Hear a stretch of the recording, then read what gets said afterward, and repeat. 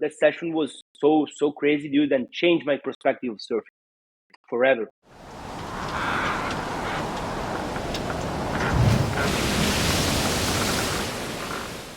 All right, welcome back to another episode of A Classic.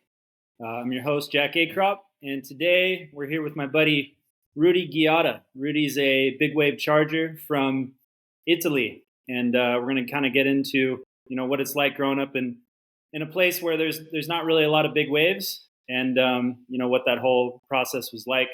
Rudy's an awesome dude, so I hope you guys enjoy. Rudy, what's up, Jack? Thank you so much to have me today. I'm always stoked to talk with you. So happy to be here. And always good vibes, man. Yeah, you. As always, good vibes. How's everything going?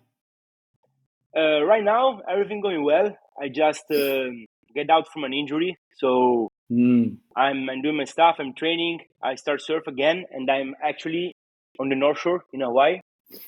Nice. Waiting, hopefully, for the biggest swell of the year. So let's see. Let's see if something will happen. Looks like a big swell is coming too. It's been kind of a,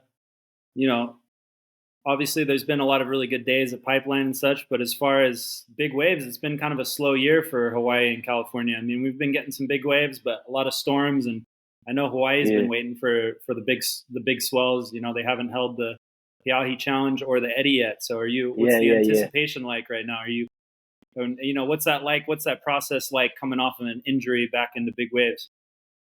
Yeah, it's always like I don't injury so much in my life, fortunately. So it's happened maybe twice or 3 times, but it's always like a challenge because you pass from like every athlete to training maybe eight times a week and surf a lot, from just stay landed on your bed or just eating and do less exercise, so you're full of energy and you don't know where to put this energy, and then slowly you start again to do your thing, and it's beautiful.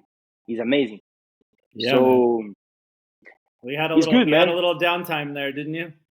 Said you've been eating some food, taking some time off. Yeah, bro. I take some kilos also, But yeah, actually, my girlfriend is from Naples, and I don't know if you know, but for sure, in Naples, everybody eats a lot, and the team of medicals that follow me this time was from Naples. So I've been there, trying to rehab, trying to understand what I was having, and man, Wille was eating so much, and without training, dude, I take a couple kilos, But right now, step by step, bro. I'm a machine, bro. I'm training, I'm surf, I get into shape again. It's good. It's a good place to be getting back into shape. Yeah, like a lot of time running on the beach, training, surfing. Hawaii is the spot.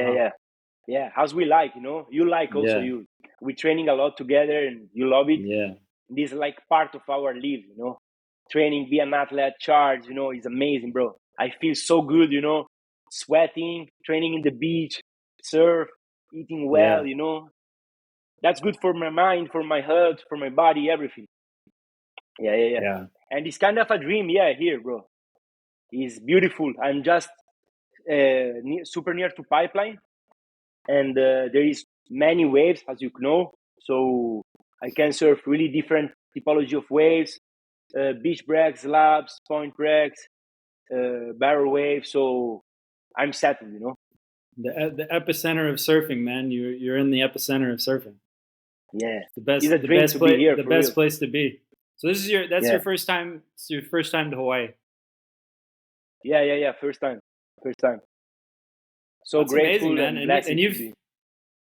No, it's amazing, man. Especially growing up in somewhere like Italy, where there wasn't a lot of big waves, right? Can you give us a little rundown of kind of what it was like to grow up in a place where there's not a lot of big waves, and then have these aspirations of wanting to be a big wave surfer? I think that's kind of an inspirational story, man. I mean, it's what was it like growing up? Let's just start there. What was it like growing up in Italy? Where are you from?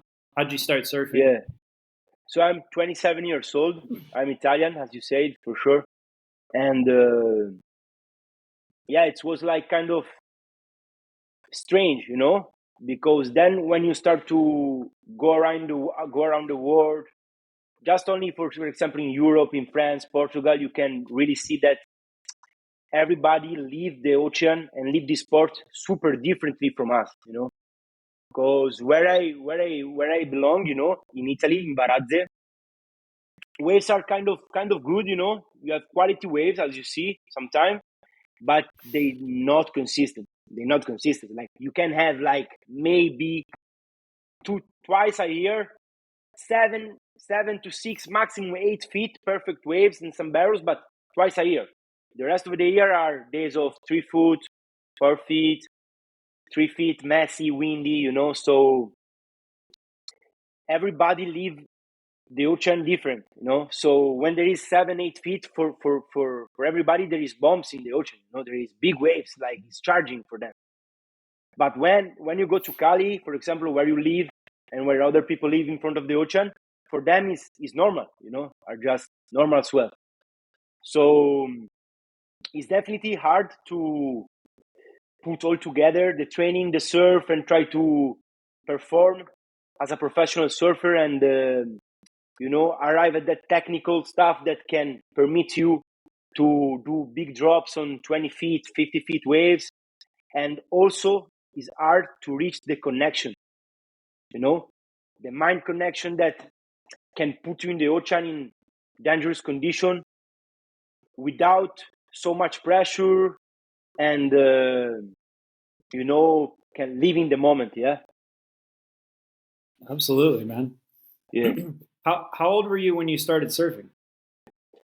I start around 16 years old. So, Oh wow. yeah, a bit late. So a little bit later, man. Yeah.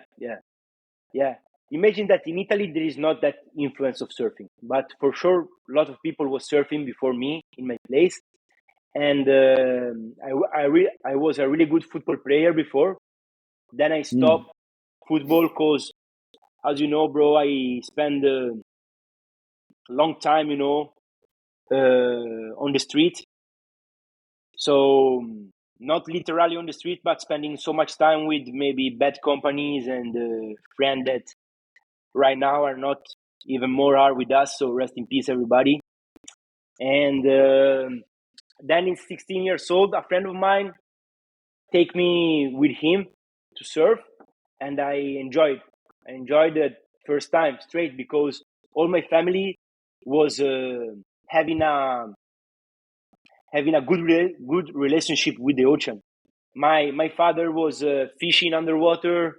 My grandfather also was living a lot on the beach and living from the ocean, like shipping and fishing. So inside me, I was always loving the ocean, loving to swim and be on the beach. Yeah, and after that, I'm start surfing, and I was good. In short time, I reach a nice level to surf, so do my things, and then everything happens step by step, and I feel so blessed to start doing this sport because, damn, bro, he put me on the right path.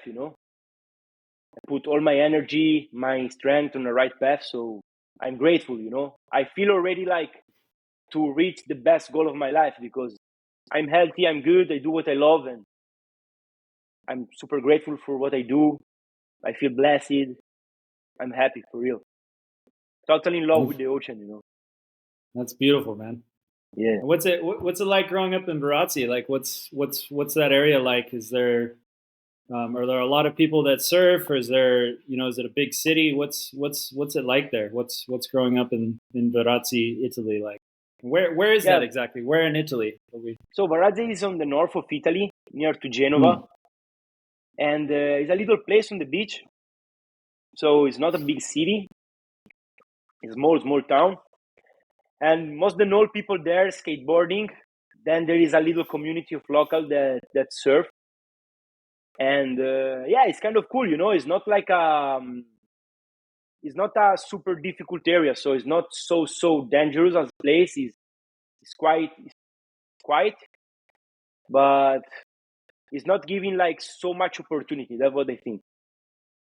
as a surfer, for sure, because of course we know that the Mediterranean is not delivering so much wave, but also as a man, you know, as a man, if you don't have like big contact, if your family don't know the right people, a lot of friends of mine that get them papered at university and stuff finish to do like you know, working on restaurants and do like super simple works, you know, so don't have like much opportunity.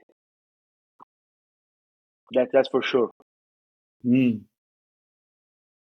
Well, you've seemed to you know, find a nice path for yourself, and I know it's not without struggle. That's for sure, right? I mean, we all know that the surfing industry is difficult, right?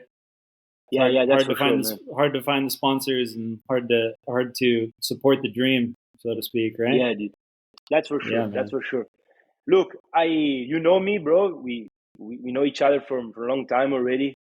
I'm grateful for what I was having, you know. Right now, I'm from last year that I stopped surfing for 1 year. I lose a pair of contracts that I have it. I change agent, so right now I'm trying to develop again everything. So I'm so grateful for those people that before was supporting me, because I know that is a bless, is a really big bless. There is people that maybe deserve more than me, and they actually don't have any support, you know. So I know that is a really big bless to have some support on surfing as an athlete, as a professional, you know. I'm super Yeah. grateful for everybody who support me till now, and looking forward to come back, do my things, and keep going. Yeah. So who are your sponsors right now? Who are you riding for? Right now, the only support that I have from brand is Moscova. And yeah, I just broke up, you know, like I just finished with Jeep, Mont Blanc, and a brand of surfboard that was supporting me. So right now I just have in Moscova, but I'm trying to work hard with a new agent that I have to found some partnership, some support, and trying to make it happen again with some good industries. So that's it for now, you know. Yeah, man. Well, you're in the right place to be pursuing those passions, Yeah, and man. where are you right now? You're on the North Shore. Yeah, I'm on the You're North on Shore right Oahu. now. Like, yeah, man. Where Bless it. where are you staying? I'm staying near to Rock Piles, you know. Beautiful. Yeah, bro. So I'm super near to Pipeline. Then there is Waimea at 10 minutes. Sunset at 10 minutes this way, you know. So I'm settled, you know.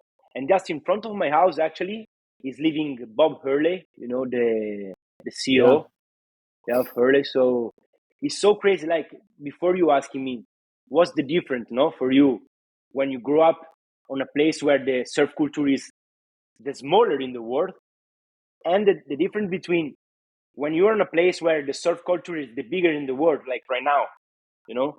I passed from Italy to the North Shore, bro. And everywhere I go, there is the best surfer in the world, CEO of big companies, you know. So everything comes together and everything can happen, you know, day by day. So Yeah. I'm gonna stay like 1 more month or a little bit more than 1 month. So let's see what's happened. Let's see what the future preserved to me, and let's keep surfing, man. I just want to surf a lot, you know. Absolutely, man. Yeah. So what got you into big wave surfing, and can you kind of describe what was your first experience surfing waves, 20-foot waves?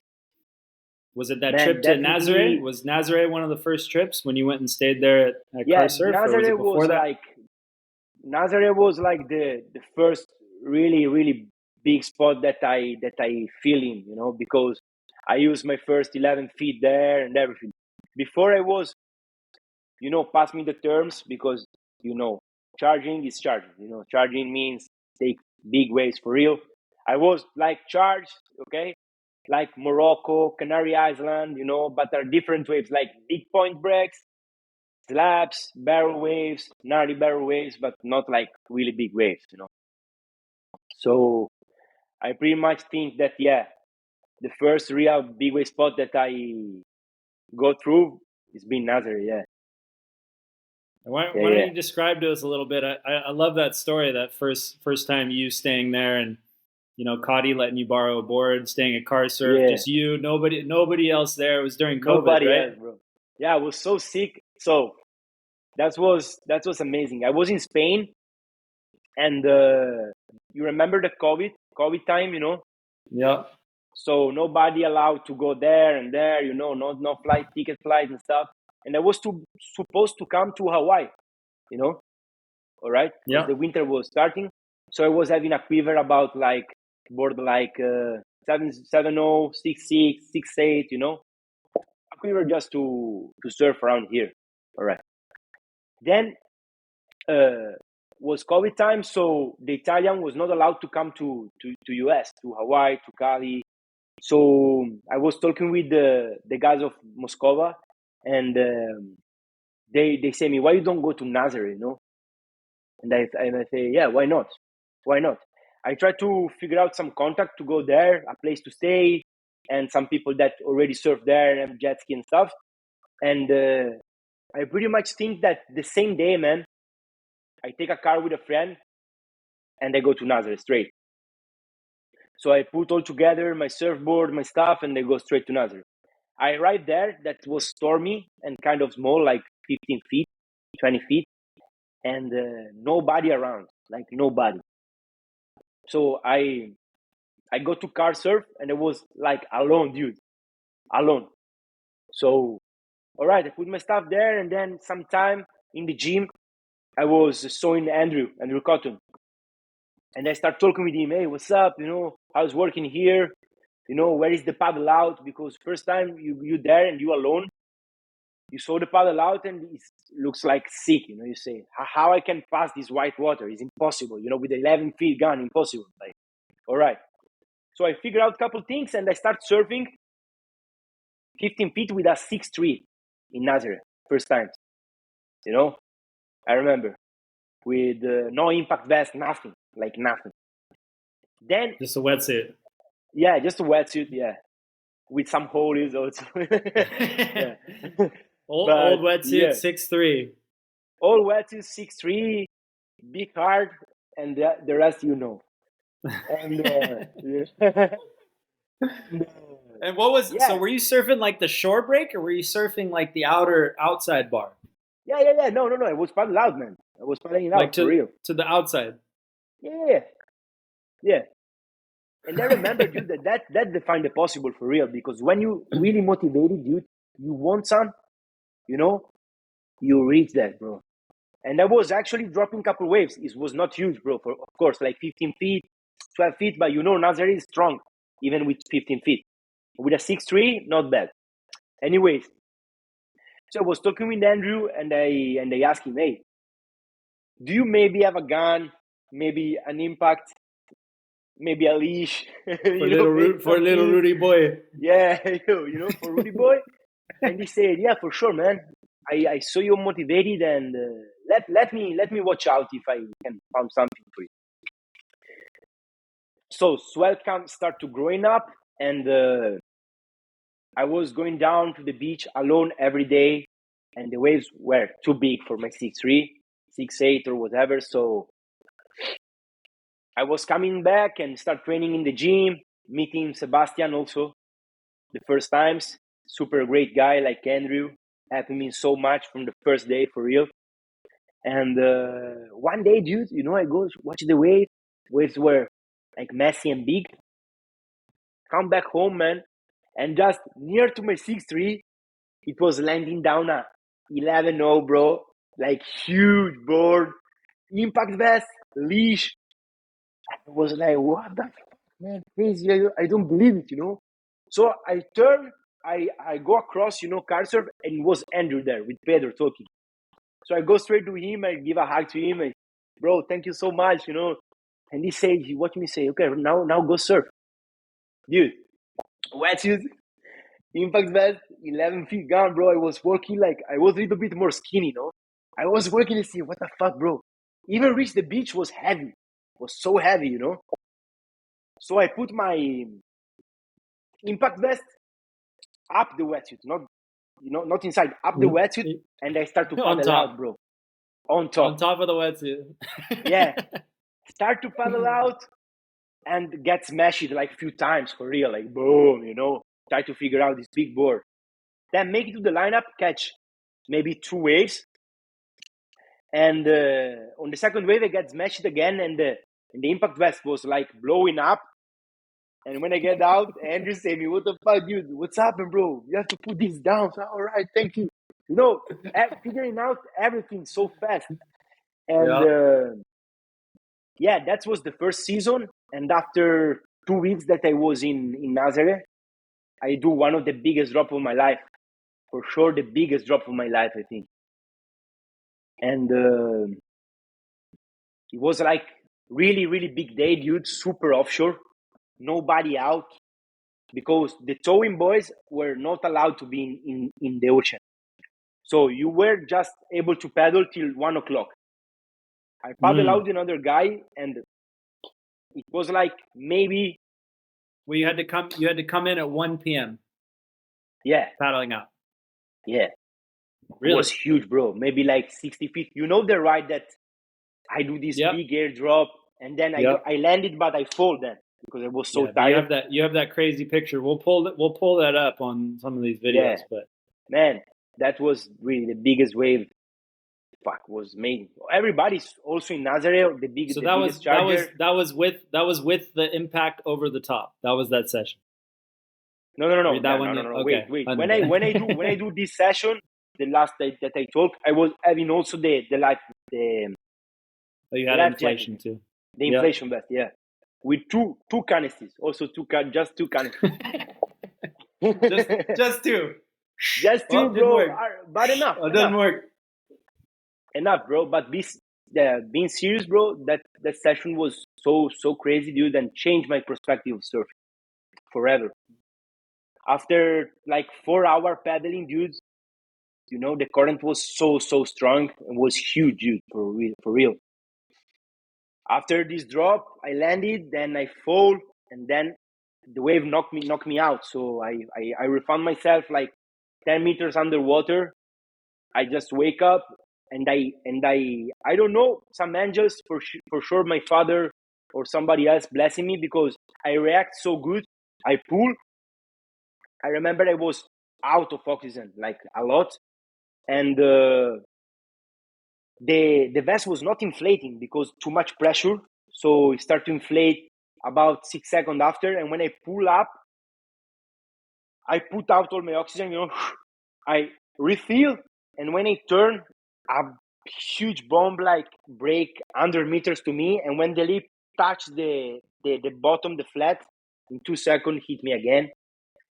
And then I hit like other maybe 8-10 waves in the inside. And then I go all the way to the beach. No jet ski, no support, no spotter, nothing, Just my preparation, my mental, and that's it. Yeah, was an important moment of my life, yeah.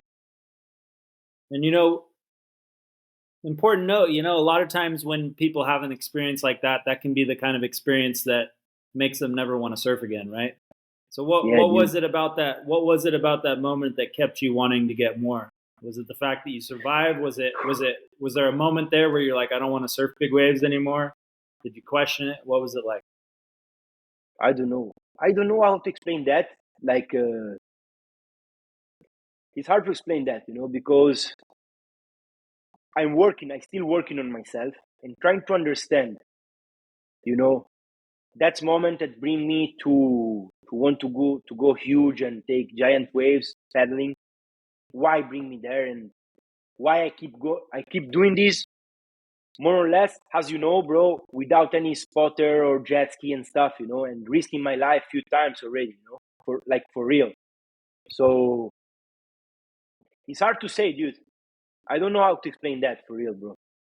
Hard to say. For sure, it's something that comes inside of me, First, because I love the ocean. I love the ocean when it's powerful, when it's big, because it's beautiful, To me, it's beautiful.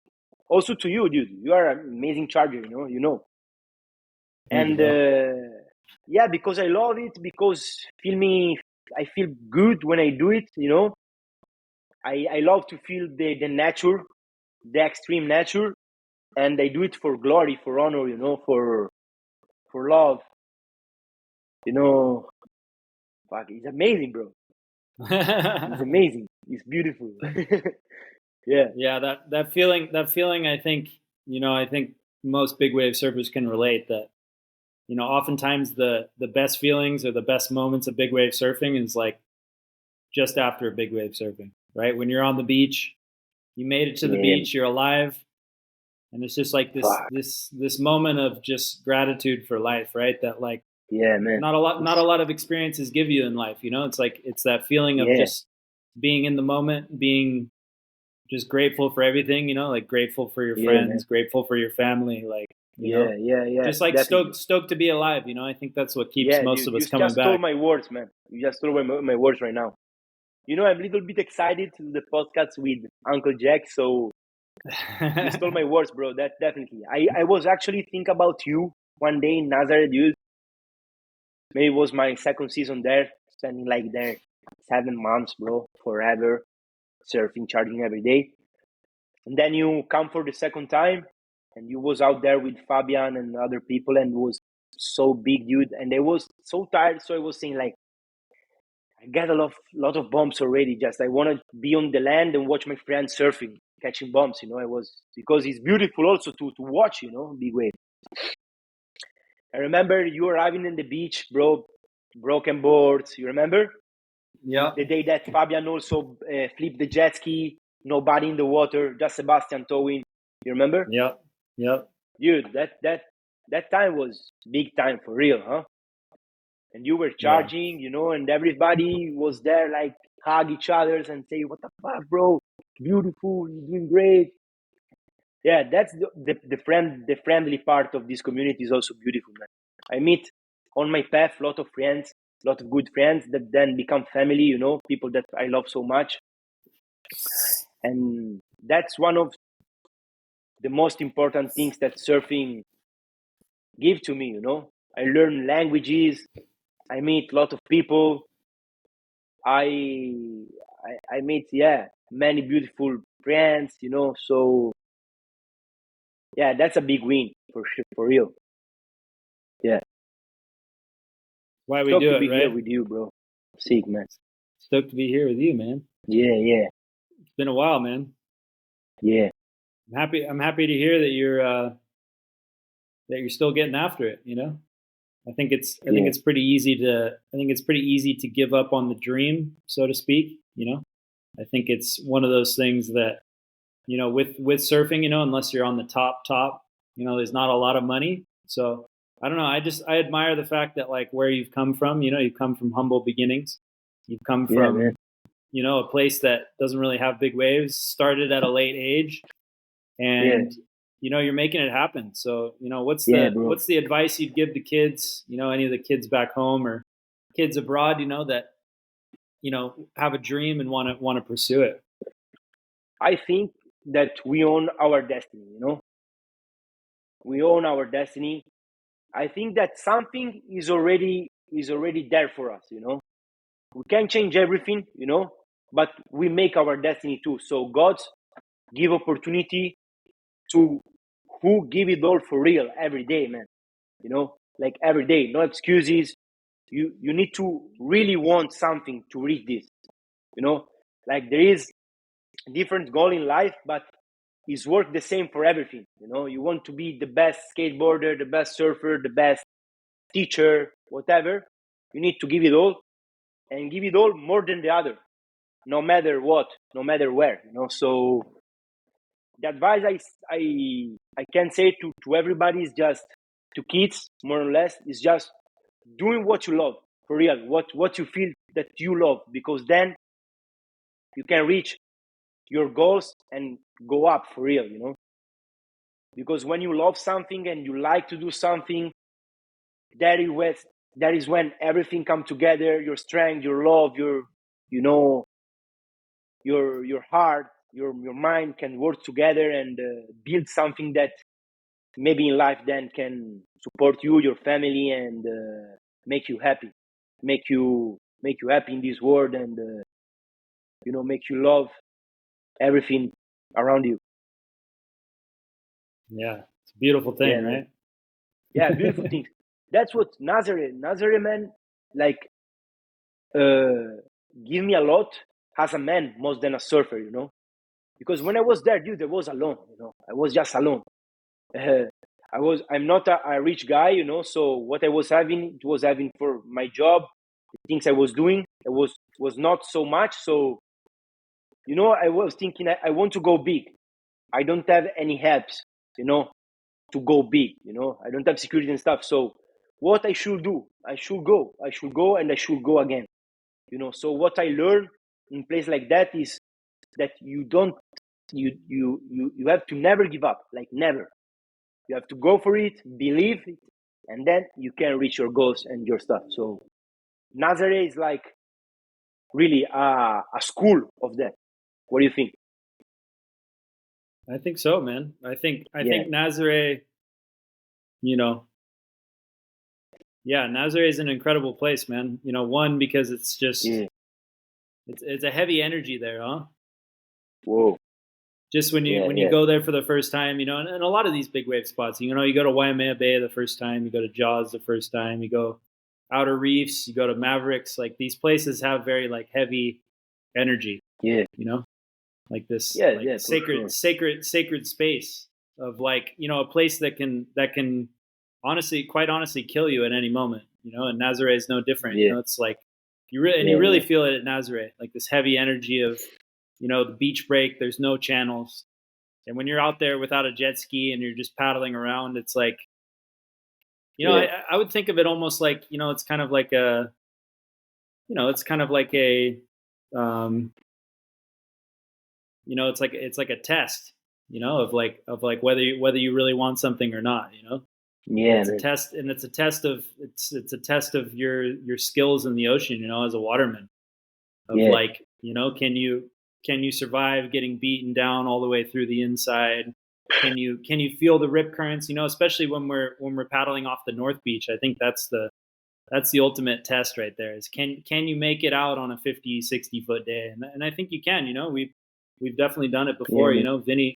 Vinny taught me the way paddling off the North Beach, and that's an amazing thing. And I think paddle surfing is really an incredible thing, and it's a way to kind of dig deeper and kind of find out what you're really made of, right? Yeah, man. That's for sure. It'll make you question it right away. Like, do you really want to be here? Do you really want to be getting slammed around in these waves? Wow. Yeah, it's also like super interesting how your body and your mind, when you are on extreme situation, react. It's crazy, dude. Like, that everybody think that we use just the 20% of the capacity of our brain, bro. Yeah. I think that when you paddle alone on this condition, maybe you can reach the 60, man. I think. Yeah. I don't know. It's not proven, of course, but I think, yeah. Because you start to be so connected with nature, man. It's crazy. How you react to the situation, you like how your body is ready to give a sprint, to position yourself, to calculate the distance between a peak and another, a set and the inside, That's stuff for real.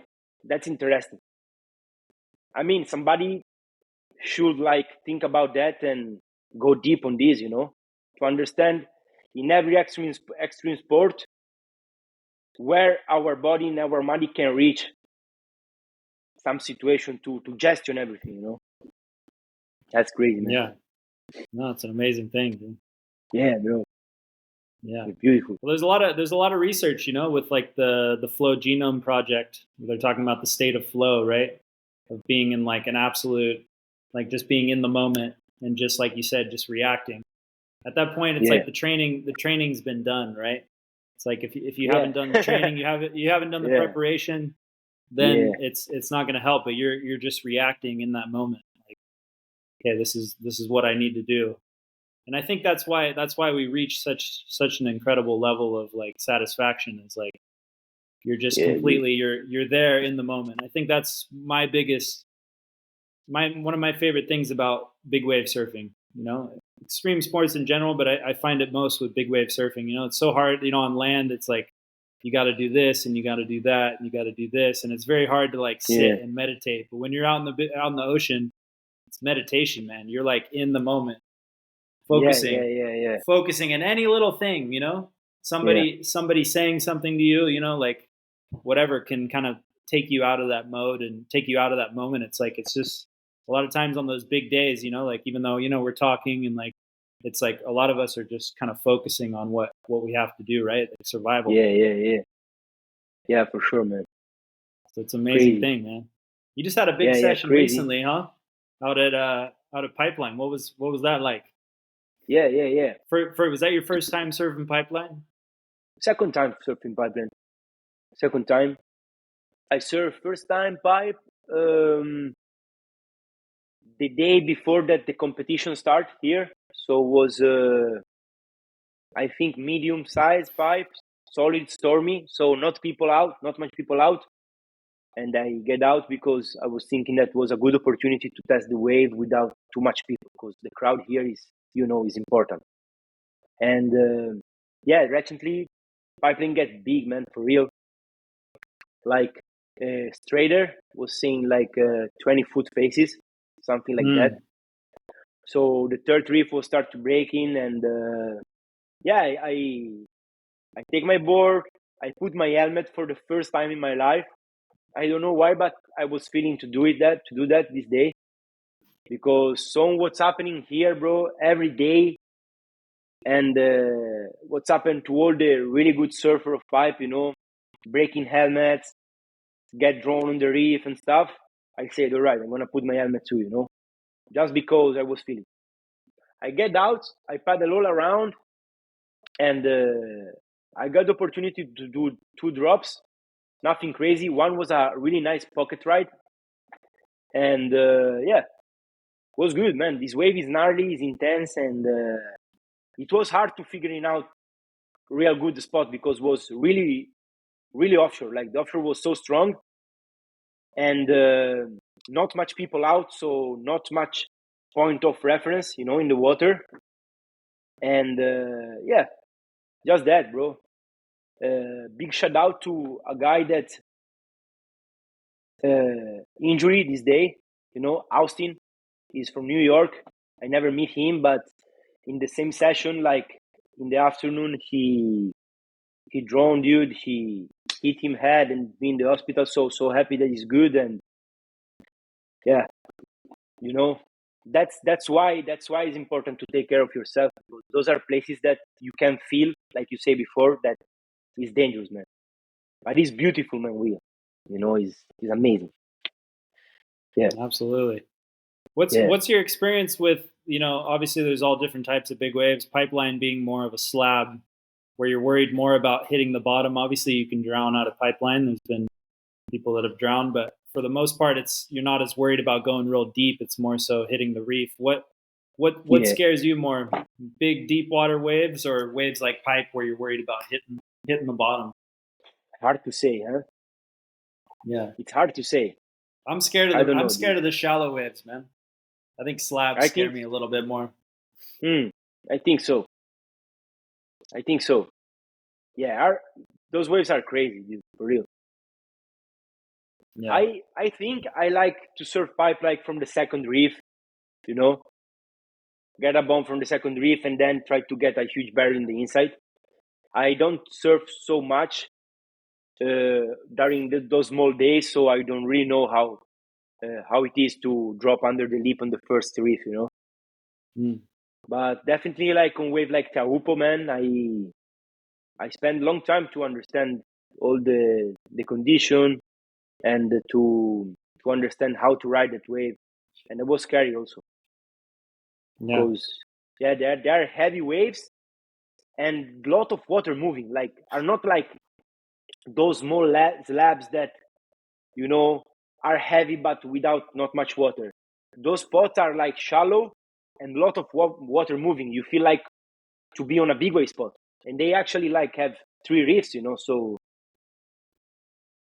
those spots are heavy for real. Yeah, Absolutely, man. yeah.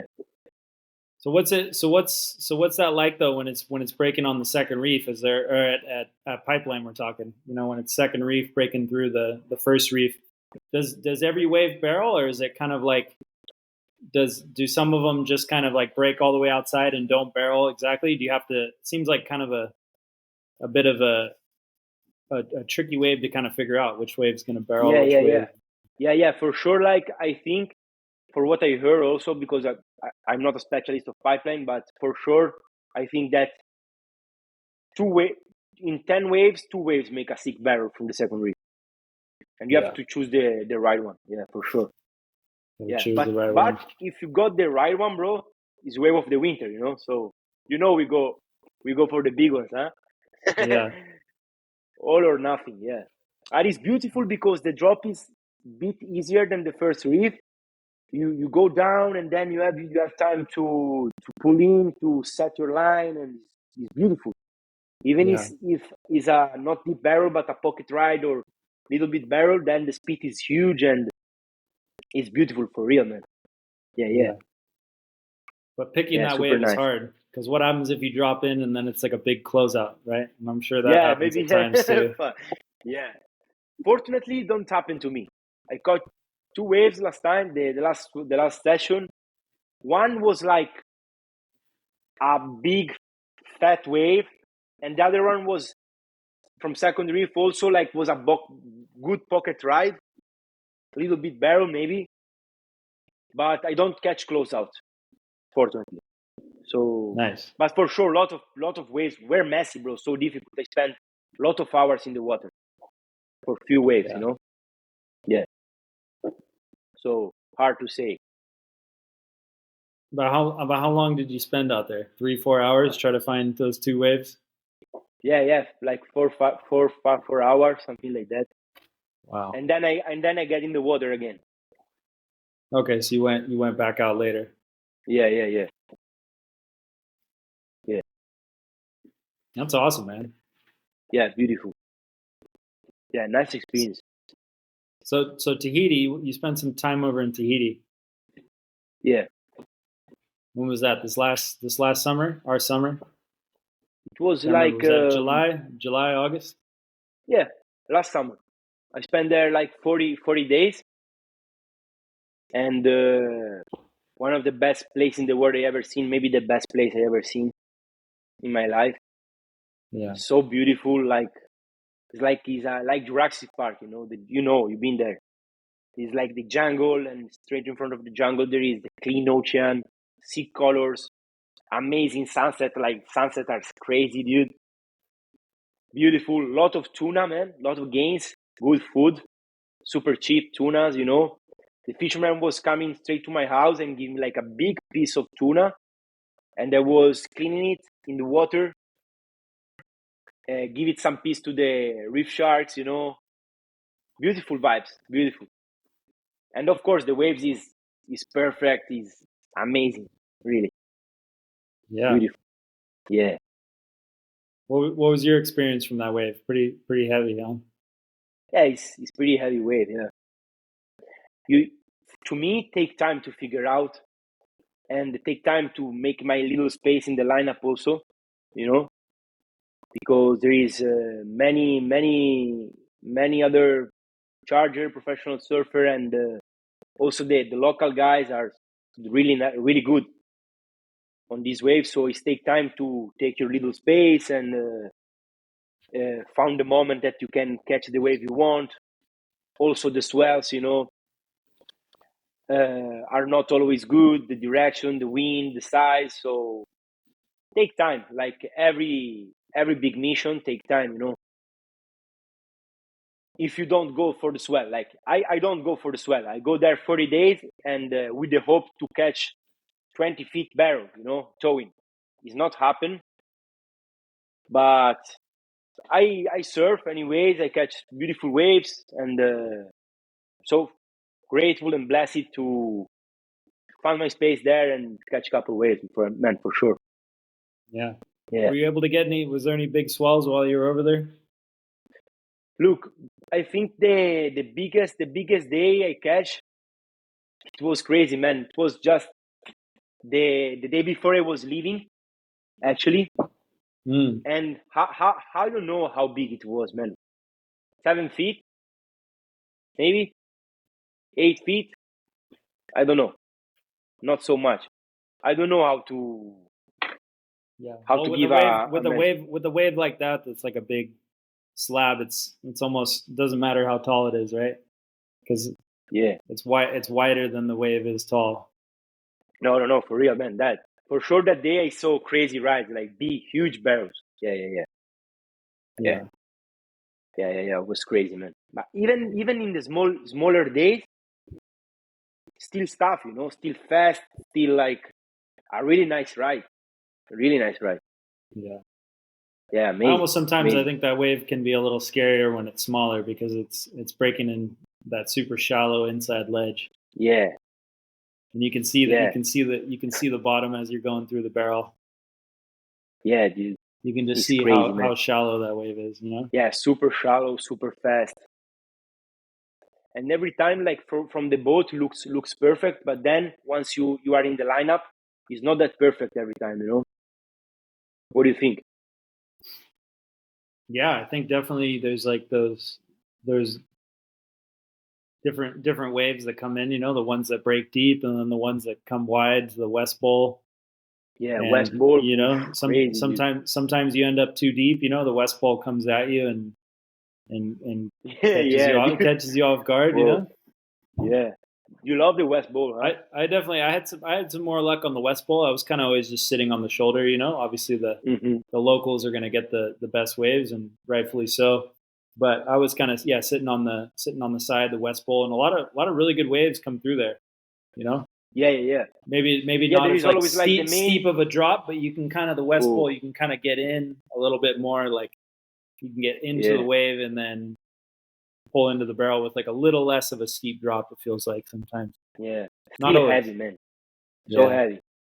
Difficult. I always thought that wave's crazy when you watch like the the people that surf that wave really good. It's like they're paddling for like 10 paddles before the wave even comes, right? At a wave like that, I remember my first wave actually taking off early morning one morning. I got out there before anyone. It was only me and one other person. And I just did it like California style, just like a couple paddles and then over the falls. Yeah. Like that wave, you really need to be like down underneath the wave before it's breaking. Otherwise, you're fucked. Yeah.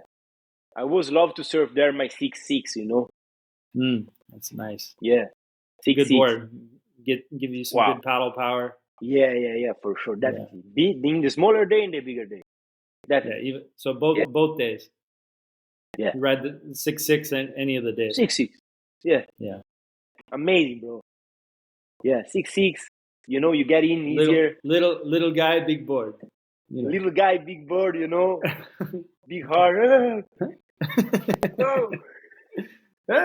Me, bro. So many times. Wow, so many times over the falls, bro. Oof.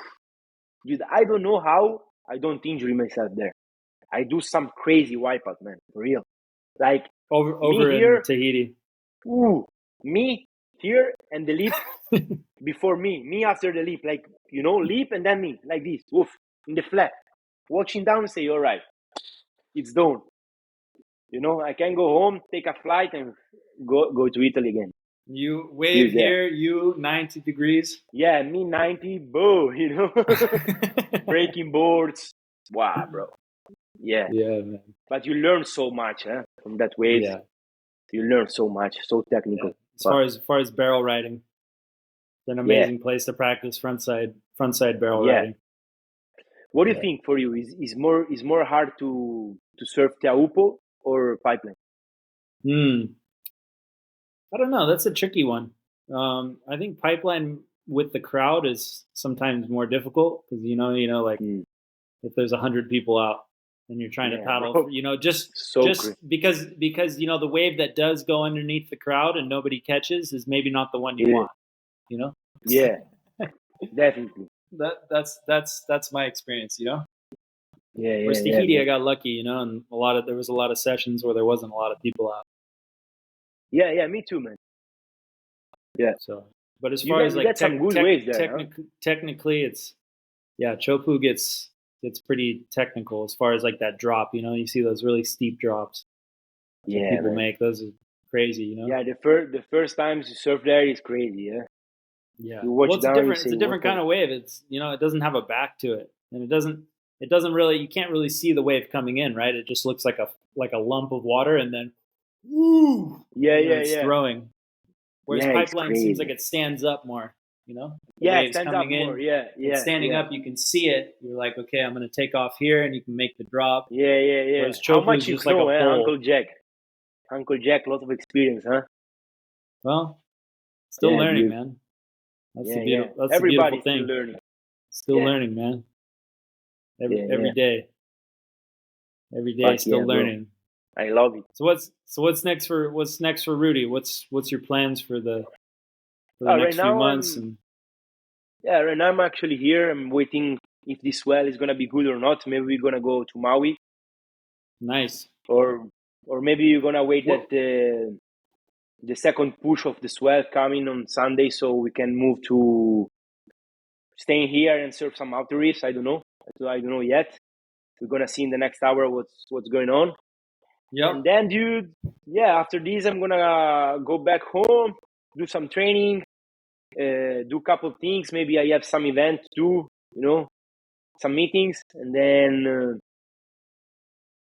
I think that Maybe maybe, maybe in May we should go somewhere, huh? yeah, that's for We gotta sure. start doing the camps in June, but May Yeah, yeah, yeah, sometime maybe we go Puerto or Tahiti or something. yeah, yeah. Also, Fiji would be sick, bro, to go. Huh? What do you Yeah, think? yeah, that'd be Yeah, a different one cloud for breath sure. can be sick, and maybe can be Amazing. big also, no, with the Nino. It could be, yeah. I'm Could curious be. when they had that really big swell, you know, where they were Wow, the that's white what we rhino want, eh? swell. Yeah. Wow, my God, dude. Wouldn't that be amazing? Yeah, that would Just be epic, amazing, the day of my life, you know. yeah, Yes, you know, happy Italian, absolutely. happy Well, little I Italian, think you you're know. still in. I think you're still in for some luck, man. It looks like a lot of big swell heading to Hawaii right now, and you know El Nino's not over. You know it's It's February, not middle of over. February, It's not 12 over, yeah, February, but March. everybody talks so much about El Nino, but then not so much happened. As you say, like in Mavericks, one huge swell. In Nazare is like every year El Nino, you know. In Nazare, every day there is 20 feet, 15 feet, 30 feet. So I don't think that El Nino delivery what has to deliver, huh? Till now. Yeah. Well, there's different grades of El Nino. You know, like sometimes there's a stronger one than we thought, but Yeah, we'll see. This next swell is going to be big, man. I was gonna say I think Mavericks might have some moments over here in the next couple of days. Maybe on Sunday there'll be, but it's hard to say. It's just so much storms, it's hard so to say, huh? stormy. There might be a good window for some offshore winds, but Yeah, you might be scoring some big waves in Jaws, bro. yeah. I hope, yeah. But if here is gonna be bad, let me know. I come to you, man. Yeah, I come straight and inflate to you. yeah, straight. You know, me. I arrived, dude. Helmet, That's the name of the impact game. vest. Yeah, vest, no gun, nothing. Hey, Uncle Jack, please, you can give me a gun, please. You know, wetsuit, everything, no boards. Send it. Name of the game, man. Yeah. Whoa, sick, Name bro. of the game. Name of the game. Well, Rudy, it's been fun, man, chatting with you. Yeah, dude. Is there anything Sick, else brother. Thank you so much, huh? anything else you'd like to add to the talk? Any stories we didn't cover? Yeah, bro, there is like so much stories to. We talk about like charging, but we don't talk about much about my background, you know. But maybe we can do it another time also because it's gonna be too Yeah. long, maybe. Well, But use this time as a good promotional time. I mean, you know what is it that you want? What is it? What is your goal from all of this? what's my goal for all of this? So well, just big wave surfing and everything in general. I will like to say that I already reached my goal on surfing. All right. Well, that's good, man. Yeah, because in terms of friends, experience, different culture that I live with, different language that I learn, bro. Right now I'm talking in English with you. All right. Yeah. I don't learn to talk in English at school, man. I learned it traveling. Why? Because I wanted to surf. So that's the beautiful part. That's the amazing part. That's what refills my heart, and I'm happy like that. Then of course, what I want to do is go bigger every time, bigger, man. Not to reach any records, not to show to somebody what I can do, but because I love it, because it's my lifestyle, because it's what I want to do. That's it. And I want to share this with my friends, with you, with other people, And yeah, of course, trying to build something solid that can help my career, that can, in 10 years, 20 years, translate to other stuff, maybe doing some business to support other people that, like me, was not having support.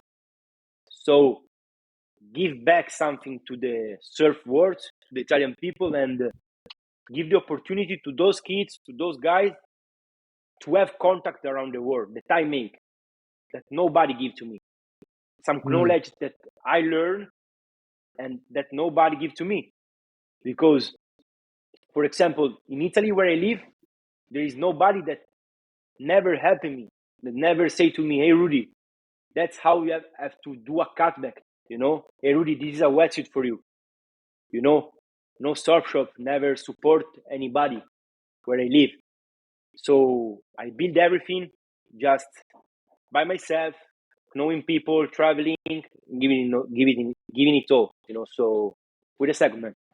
So that's more or less what I would like to say. But for sure, one of the important goals to me is to be able to go for every swell, to running the That's the world dream, man. and being on every swell,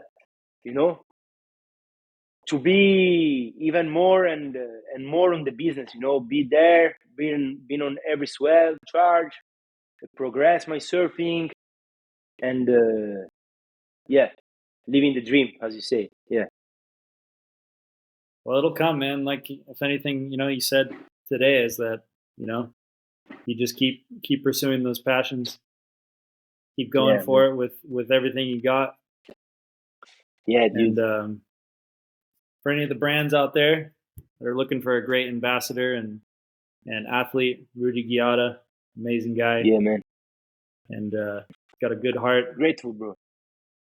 Grateful to be alive. Yeah.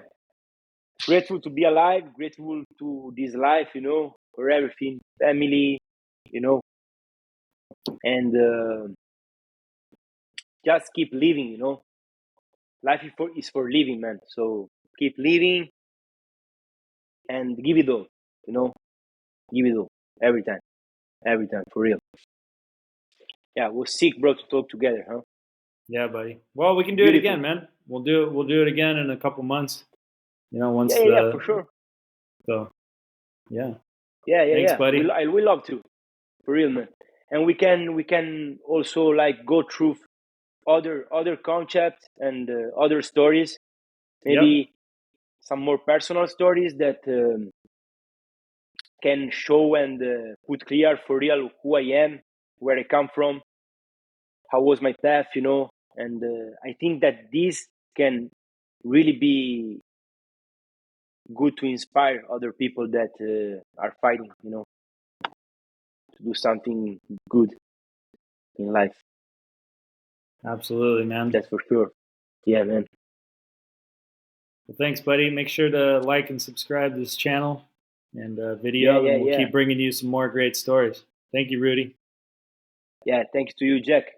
Thanks everybody to listen this audio. Thank you, Jack, to bring me here on this podcast. It was so sick. Don't forget to subscribe and follow a classic Jack Akrop, who everybody's gonna be after me, because all the people that this guy invite are Charger and great human, and are people that live so much and can show you many different ways to be grateful to life and enjoy it. Yeah, you. Yeah, buddy. Let's go, my man.